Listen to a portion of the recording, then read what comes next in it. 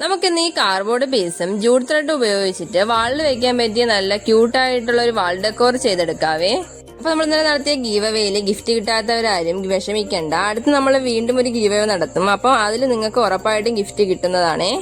അപ്പൊ ഇതുവരെയും channel subscribe ചെയ്യാത്തവരാണെങ്കിൽ ചാനൽ സബ്സ്ക്രൈബ് ചെയ്തൊന്ന് സപ്പോർട്ട് ചെയ്യണേ. ഈ ഒരു വാൾ ഡെക്കോർ ഒരുപാട് ക്രാഫ്റ്റേഴ്സ് ചെയ്യുന്നത് ഞാൻ കണ്ടിട്ടുണ്ട്. അപ്പൊ അവരെല്ലാരും പറഞ്ഞ ഒരേ കാര്യമാണ്, നമ്മൾ ഈ ജൂട്ട് ത്രെഡ് ചുറ്റുമ്പം നമ്മൾ ആദ്യം വിചാരിക്കുന്നത് സിമ്പിൾ ആയിരിക്കുമെന്ന്, പക്ഷെ ചുറ്റി വരുമ്പോഴാണ് കുറച്ച് അധികം പാടുണ്ടെന്ന് മനസ്സിലായത്.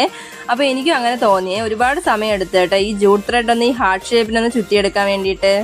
അപ്പൊ നമ്മൾ ചുറ്റിക്കൊടുത്ത ജൂട്ട് ത്രെഡിന്റെ അതേ കളർ ഒരു സാറ്റിന്റെ റിബൺ എൻ്റെ ഉണ്ടായിരുന്നേ. അപ്പൊ അത് ഉപയോഗിച്ചിട്ട് ഞാൻ 2 ബോവും കൂടെ ഉണ്ടാക്കി കൊടുത്തിട്ടുണ്ട് ഡെക്കറേഷന് വേണ്ടിയിട്ട്.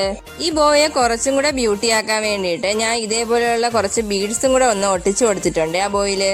നിങ്ങൾ ഓരോരുത്തരും ഓരോ ക്രാഫ്റ്റും ചെയ്യുമെന്ന് എൻ്റെ അടുത്ത് ചോദിച്ചിട്ടുണ്ടായിരുന്നേ. അപ്പൊ നമുക്കതൊക്കെ ഓരോന്നായിട്ട് ചെയ്യാവേ. ഇപ്പൊ നമുക്ക് കുറച്ച് തിരക്കായതുകൊണ്ടാണ് അതൊക്കെ ചെയ്യാൻ കുറച്ച് ലേറ്റ് ആവുന്നത്. അപ്പൊ നിങ്ങൾക്ക് ഈ വാൾ ഡെക്കോർ ഇഷ്ടപ്പെട്ടെങ്കിൽ ലൈക്ക് ചെയ്യാനും കമന്റ് ചെയ്യാനും മറക്കണ്ട കേട്ടോ.